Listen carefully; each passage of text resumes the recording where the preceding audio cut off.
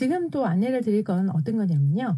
육군 기술 행정병에 대해서 제가 좀 안내를 드리려고 해요.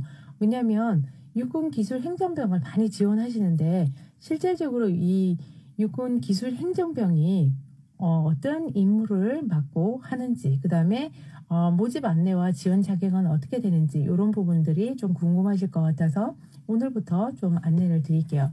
그래서 지금 이제 모집 안내를 보면요. 지원 자격은 연령은 지원서 접수 연도 기준 18세 이상 28세 이하예요. 그래서 여기에 기준이 되는 분들이 이제 신청을 해야 하고요.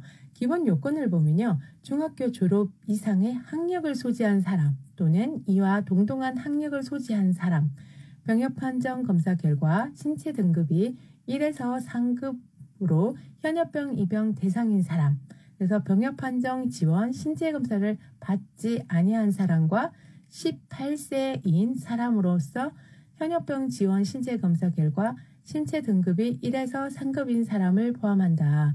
이렇게 돼 있네요. 그래서 이게 현역병은 1급에서 3급이 해당이 되거든요. 그래서 고기에 해당되는 사람, 그 다음에 학력은 폐지가 됐어요. 그래서 학력이 폐지됐기 때문에 그 부분도 좀 알고 계시면 좋을 것 같아요.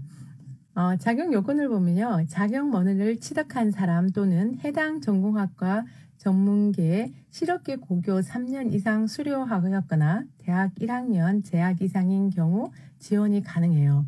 그래서 331, 그러니까 재정회계병은요. 공인회계사, 세무사 등 자격을 취득하였거나 자격 미소지자는 경상계열 및 통계 관련 전공 대학 2년 수료 이상자만 지원이 가능해요. 그래서 이런 것들을 다 확인을 좀 하셔야 되는 거죠.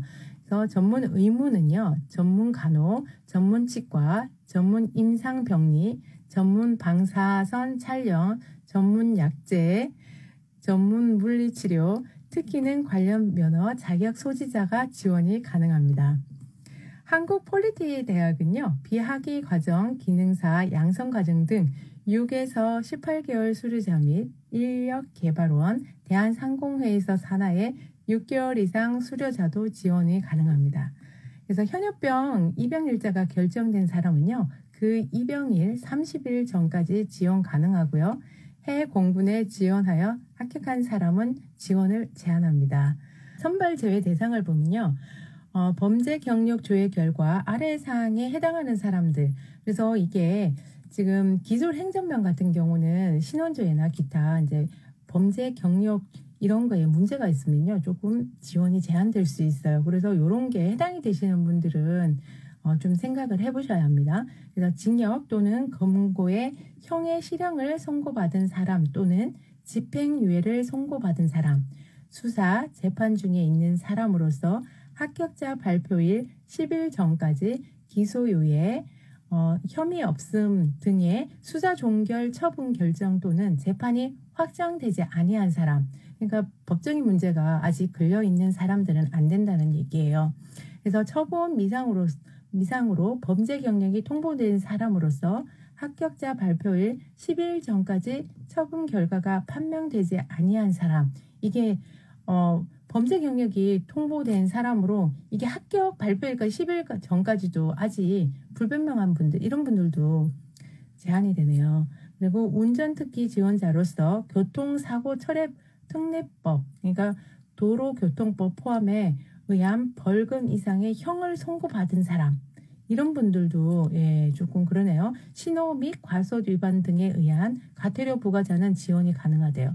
그러니까 간단한 그런 거는 가능한데 이게 도로교통법에 해가지고 사고를 치신 분들 있잖아요. 벌금, 일단은 돈 관련돼서 벌금이 나오게 되면 운전병 지원이 안 됩니다. 선발 제외 대상에요. 추가로 더 보면 지원서 제출 시 학력, 자격, 면허 등 허위로 입력하거나 제출 서류가 허위 또는 위조로 확인된 사람, 이런 사람들, 편입 및 복무 등에 관한 법률에 따라 대체역 편입을 제출한 사람, 이런 분들도 지원이 제한됩니다. 그래서 이런 분들도 해당이 없다는 거 좀 알고 계셔야 될 것 같아요. 그리고 지금 지원 접수를 보면요. 접수 기간은 모바일 일정은 이달의 모집 계획에서 이제 확인이 가능하고요. 군 지원 모병 안내, 모집 안내 서비스, 이달의 모집 계획 여기에 가면 예, 알 수 있다고 이제 돼 있어요. 그래서 병무청 사이트를 들어가서 잘 확인을 하셔야 돼요. 왜냐? 이게 날짜가 떴는데 사실 이걸 모르게 되면 지원을 아예 못하는 거죠. 그래서 접수처는요, 제가 이거 블로그에다가 좀 이렇게 포스팅을 해드릴게요. 그리고 참고할 사항들 이런 것들도요. 내용이 상당히 많아요. 그래서 이런 것들을 한 번을 좀 하고 하셔야 된다. 구비 서류를 보면요. 1차 합격자에 한해서 수험표 구비 서류란에 기재된 서류를 준비하여 면접 대상자는 면접 시에 지참하여 직접 제출하고 면접 비대상자는 우편, 팩스 등으로 제출해야 합니다. 라고 되어 있어요. 네, 선발 절차는요. 합격 여부에 따라서 이제 병무청에서 이제 확인이 가능하시고요. 지금 보면 기술행정병 같은 경우는 병가가 상당히 많아요. 그래서 여러분들이 이게 뭐지? 라고 생각하시는 부분들이 많을 거예요. 왜냐? 처음 보거든요. 군인들조차도 예, 처음 보는 병가들이 많아요. 왜?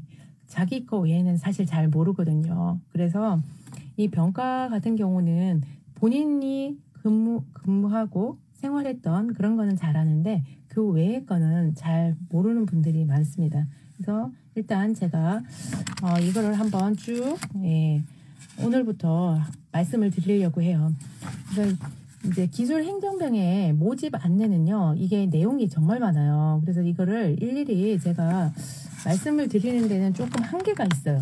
그래서 여러분들한테 제가 블로그 짬누나에다가 포스팅을 해드릴 테니까 오셔서 한번 보시면 좋은 게 이게 기술행정병이 기본적으로 이제 선발 절차, 이제 구비 서류 그런 것들부터 배점 기준 그런 것들이 다 있고요. 그 다음에 가산점, 그 다음에 유의해야 할 사항, 그 다음에 입영 시기 뭐 이런 것들이 다 돼 있거든요.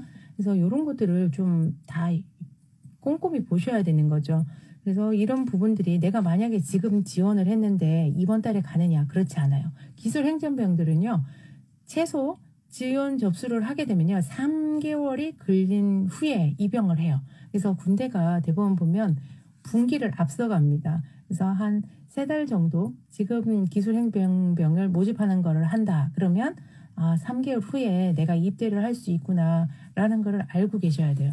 그래서 그런 부분들 이런 것들을 다 체크를 좀 하셔야 되는 거죠. 그리고 배점. 이 배점에도 보면요. 대부분 제일 이제 1차 평가에서 중요하게 이제 보는 것들이 기술 자격 면허 이런 부분들, 그다음에 전공학과, 그다음에 고등학교의 출결 상황이에요.